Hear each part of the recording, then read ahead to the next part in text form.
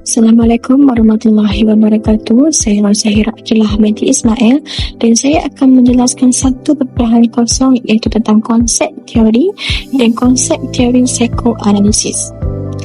Teori berasal daripada perkataan Yunani iaitu teori yang bermaksud pandangan merujuk kepada pendapat atau gagasan untuk menerangkan sesuatu perkara. Teori ialah himpunan konsep, definisi dan prinsip yang disusun secara sistematik untuk menjelaskan fenomena atau objek kajian. Teori bersifat andaian, tafsiran dan boleh berbeza antara individu dan ia tidak bersifat mutlak. Teori digunakan sebagai rangka pemikiran untuk pengkajian dan penyelidikan secara ilmiah. Perkembangan teori sastra bermula sekitar 1960-an hingga 1980-an dan menjadi sebahagian daripada kajian sastra Malaysia. Peranan teori sastra merupakan membolehkan karya dinilai, difahami dan dipertanggungjawabkan secara akademik. René Wellek dan Warren merupakan tokoh sastra moden terawal pada tahun 1998 yang menjelaskan dan memberikan makna kepada teori sastra dalam buku yang berjudul Theory of Literature. Dalam kajian teori formalism dan structuralism 2019, ia memperlihatkan bagaimana teori tersebut melihat karya sastra bukan sekadar mesej tetapi analisis terhadap bentuk, gaya bahasa dan struktur naratif dalam sesebuah teks. Teori psikoanalisis ialah teori yang membincangkan hakikat dan perkembangan kepribadian manusia. Fokus utama teori ini ialah motivasi, emosi dan aspek-aspek kepribadian manusia. Asas teori ini ialah kepribadian terbentuk melalui konflik psikologi dalaman, khususnya sejak zaman kanak-kanak.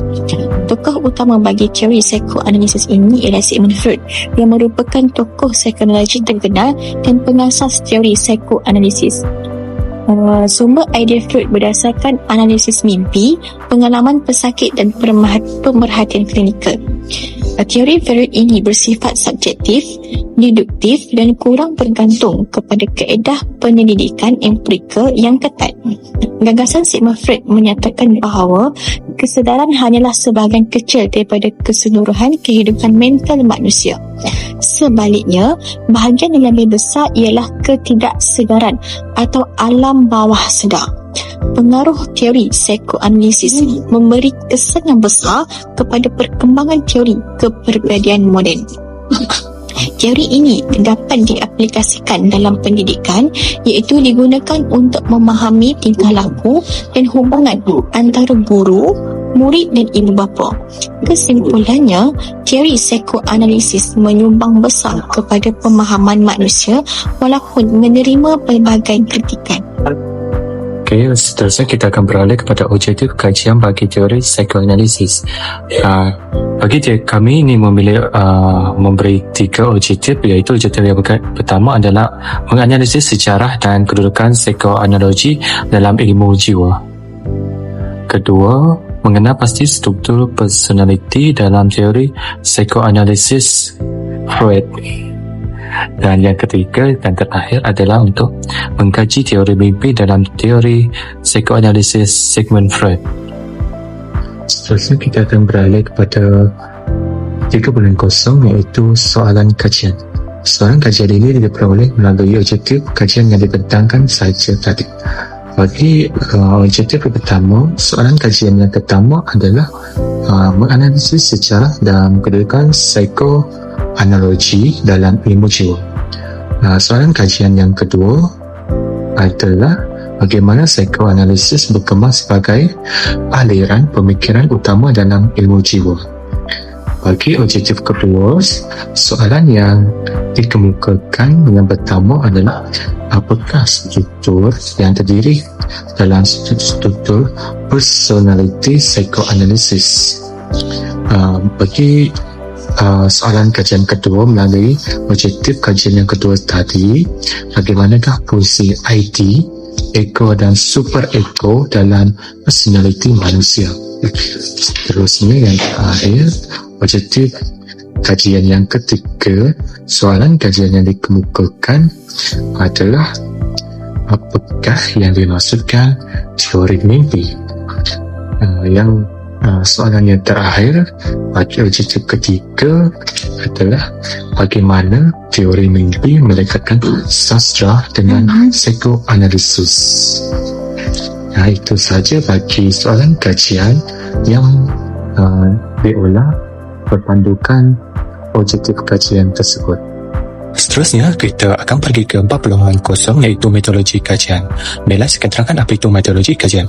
Metodologi kajian merupakan satu set kaedah yang digunakan untuk menjalankan kajian ke atas subjek kajian yang tertentu.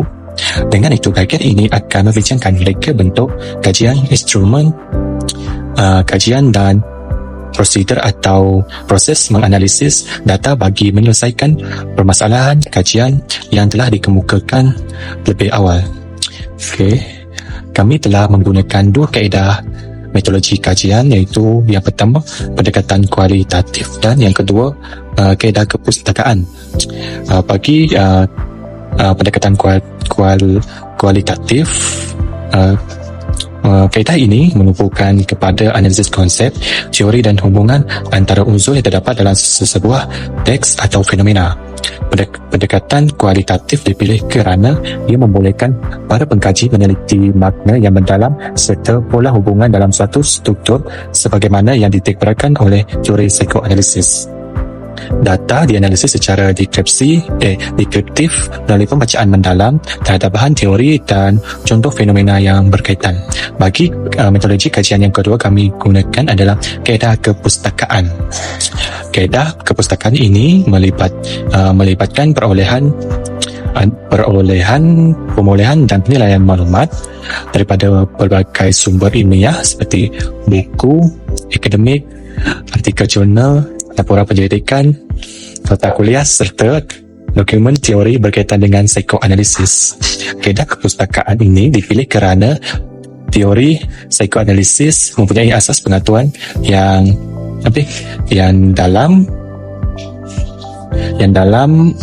dalam bidang linguistik, antropologi, kajian budaya dan rujukan ilmiah yang sahih.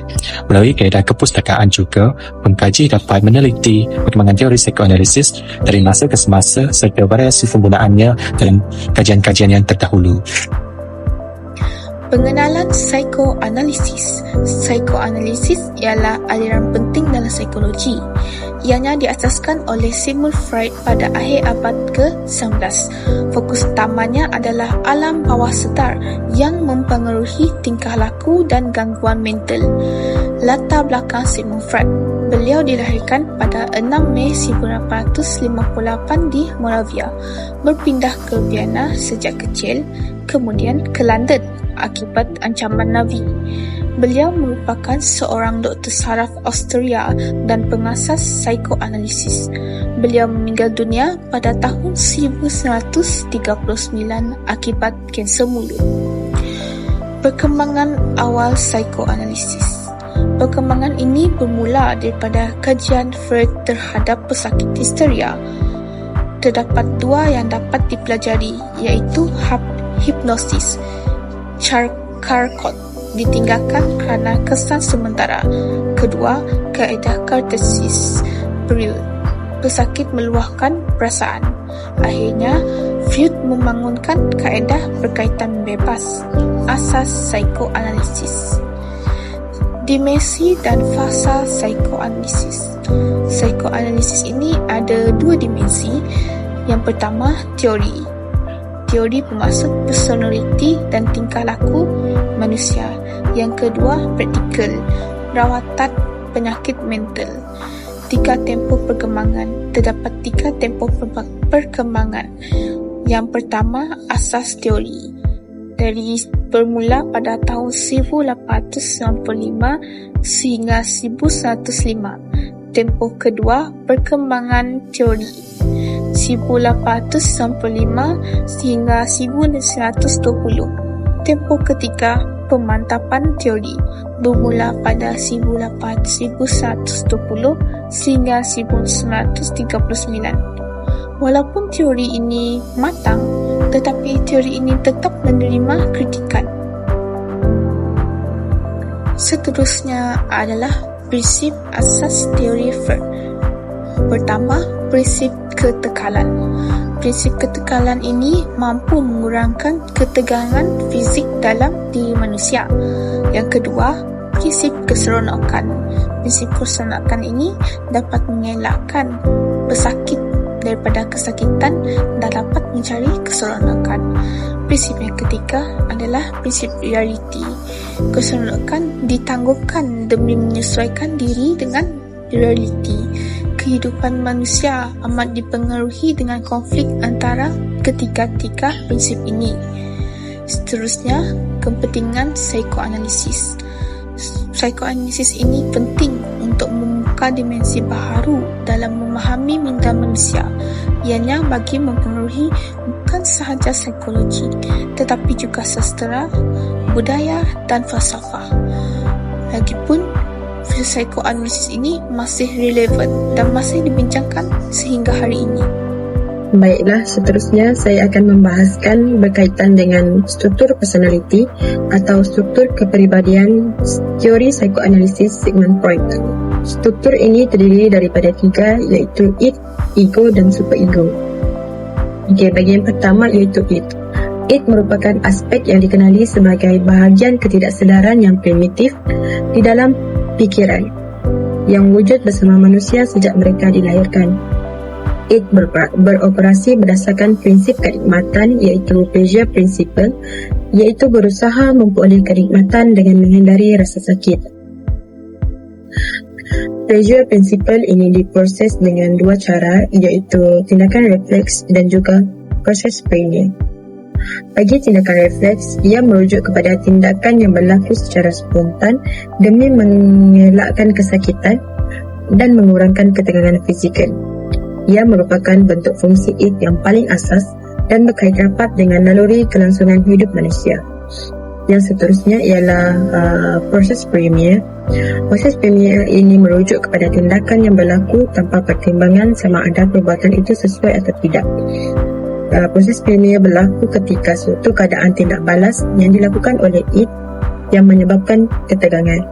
Contoh yang paling sesuai untuk memahami proses premier ialah ketika seorang kanak-kanak menginginkan mainan tetapi tidak mendapatkannya akan menangis, meronta-ronta dan membayangkan dirinya memiliki mainan tersebut. Tingkah laku ini berlaku tanpa pertimbangan sama ada perbuatannya sesuai ataupun tidak. Contoh ini jelas mencerminkan proses premier dalam id kerana individu bertindak mengikut dorongan naluri untuk mencapai kepuasan. Seterusnya, contoh bagi memahami proses tindakan refleks pula adalah ketika seorang individu menarik tangannya dengan pantas apabila tersentuh objek panas. Tindakan ini berlaku secara spontan demi mengelakkan kesakitan dan mengurangkan ketegangan fizikal. Kedua-dua proses ini mempunyai perbezaan kerana tindakan refleks yang melibatkan gerak balas fizikal secara langsung, manakala proses premier melibatkan khayalan dan imajinasi untuk memenuhi keinginan seseorang. Baiklah, seterusnya ialah ego. Ego merupakan aspek yang dikenali sebagai pelaksana kepribadian, berusaha memenuhi keperluan id sekaligus memenuhi keperluan moral. Ego bekerja untuk memuaskan id. Kerana itu, ego tidak memiliki keupayaan sendiri, sebaliknya memperoleh tenaga daripada id. Namun, ego tidak wujud semasa kelahiran seperti id kerana ia berkembang secara berperingkat. Fungsi ego adalah menjadi perantara naluri-naluri dengan lingkungannya. Ini kerana ego mampu bertindak terhadap acara yang mendatangkan kecemasan seperti konflik atau pertentangan antara id dan superego. Ego memastikan keseimbangan antara dorongan naluri dan nilai moral serta membantu individu bertindak secara rasional, bertanggungjawab dan selaras dengan realiti kehidupan. Biasanya, dorongan daripada id sering bersifat mendesak dan menuntut kepuasan segera tanpa memikirkan akibat. Oleh itu, ego membantu individu menahan emosi seperti marah, kecewa atau nafsu serta mengelakkan tindakan terburu-buru yang boleh membawa kesan negatif kepada diri sendiri ataupun orang lain. Menurut pandangan Sigmund Freud, Ego merupakan komponen penting dalam struktur personaliti ataupun struktur kepribadian manusia kerana ia memastikan keseimbangan antara dorongan naluri dan nilai moral, serta ego mampu membantu individu bertindak secara rasional, bertanggungjawab dan selaras dengan realiti kehidupan. Sebagai contoh untuk memahami bagaimana ego berfungsi ialah keadaan di mana seorang pelajar berasa marah apabila diejek oleh rakannya. Dorongan id akan mendorongnya untuk memukul rakan tersebut. Namun, ego mengawal tindakan tersebut dengan memilih untuk mendiamkan diri atau melaporkan perkara tersebut kepada guru kerana menyedari akibat kepada kelakuan tersebut akan menyebabkan dirinya dikenakan tindakan disiplin. Tindakan ini menunjukkan ego kerana individu tersebut mampu bertindak rasional dan mempertimbangkan realiti. Yang terakhir adalah super ego. Super ego merupakan kekuatan moral dan etika kepribadian yang beroperasi berdasarkan prinsip idealistik ataupun idealistic principle. Super ego berkembang daripada ego dan tidak mempunyai tenaga sendiri. Ia tidak mempunyai hubungan dengan dunia luar sehingga keperluan kesempurnaan yang dituntutnya tidak realistik. Menurut Sigmund Freud, super ego berkembang sekitar umur 3 hingga 5 tahun melalui proses penghayatan nilai dan peraturan ibu bapa serta penyelesaian konflik awal kanak-kanak. Melalui super ego, seorang individu dapat membezakan antara perkara yang betul dan salah serta memahami tingkah laku yang diterima atau ditolak oleh masyarakat. Hal ini demikian kerana super ego berperanan mengawal dorongan naluri yang datang daripada id dengan menetapkan standard moral yang tinggi dan ideal. Super ego berkembang dari ego dan tidak mempunyai tenaga sendiri. Sama dengan ego, super ego beroperasi di 3 daerah kesedaran. Contoh yang sesuai untuk membantu pemahaman super ego ialah keadaan di mana seorang pelajar memilih untuk tidak meniru ketika peperiksaan walaupun mempunyai peluang kerana dia sedar perbuatan itu salah dan akan merasa bersalah jika melakukannya. Perasaan bersalah dan kesedaran tentang betul dan salah tersebut menunjukkan peranan super ego yang mengawal tingkah laku seseorang individu agar selaras dengan norma dan aturan kehidupan. Assalamualaikum warahmatullahi wabarakatuh. Saya Dwi Durani binti Muhammad. Hari ini saya akan membentangkan tentang teori mimpi dalam teori psikoanalisis Sigmund Freud. Baiklah, pertama sekali saya akan terangkan apa itu mimpi menurut Sigmund Freud. Mimpi menurut Sigmund Freud ialah manifestasi keinginan dan dorongan tidak sedar yang terpendam dalam diri manusia. Okey, Freud berpendapat bahawa mimpi berfungsi sebagai jalan untuk meluahkan hasrat yang ditekan, iaitu refleksi, terutamanya keinginan yang tidak dapat dipenuhi dalam kehidupan sedar kerana norma sosial, moral atau kawalan diri. Okey, seperti yang anda lihat dalam slide ini, menurut Freud, mimpi mempunyai 2 lapisan utama. Yang pertama adalah isi manifest dan yang kedua adalah isi laten. Okey, yang pertama, isi manifest. Apa maksud isi manifest ni? Iaitu kandungan mimpi yang dapat diingati dan diceritakan semula selepas bangun tidur seperti peristiwa, watak atau gambaran dalam mimpi. Okey, yang kedua, isi laten, iaitu makna sebenar mimpi yang tersembunyi merangkumi keinginan, konflik dan dorongan tidak sedar yang disamarkan melalui simbol dan gambaran tertentu. Baiklah, seterusnya, Sigmund Freud juga telah memperkenalkan konsep kerja mimpi. Apa itu konsep kerja mimpi? Okey, proses yang menukar isi laten kepada isi manifest agar keinginan terpendam dapat muncul tanpa menimbulkan kegelisahan. Okey, seperti yang anda lihat dalam slide ini, proses ini melibatkan 4 proses. Yang pertama adalah proses figurasi, yang kedua kondensasi, yang ketiga pemindahan dan yang terakhir simbolisasi. Keempat-empat proses inilah merupakan tafsiran mimpi latin dalam sastra. Okey, kita pergi yang pertama, proses figurasi. Apa itu proses figurasi? Iaitu idea diterjemahkan dalam bentuk imej. Yang kedua, proses kondensasi, menggabungkan beberapa fikiran mimpi. Proses yang ketiga, pemindahan, iaitu pembalikan daripada realiti sebenar. Proses yang terakhir, simbolisasi, iaitu dihubungkan melalui hubungan analogi. Keempat-empat proses ini bertujuan untuk menyamarkan hasrat yang tidak dapat direalisasikan dalam dunia nyata akibat kewujudan penapisan. Hal ini dikenali sebagai represi. Konsep ini dianalogikan dengan penulis yang dibatasi oleh kekangan pihak berkuasa terhadap hasil penulisannya dalam bidang sastra.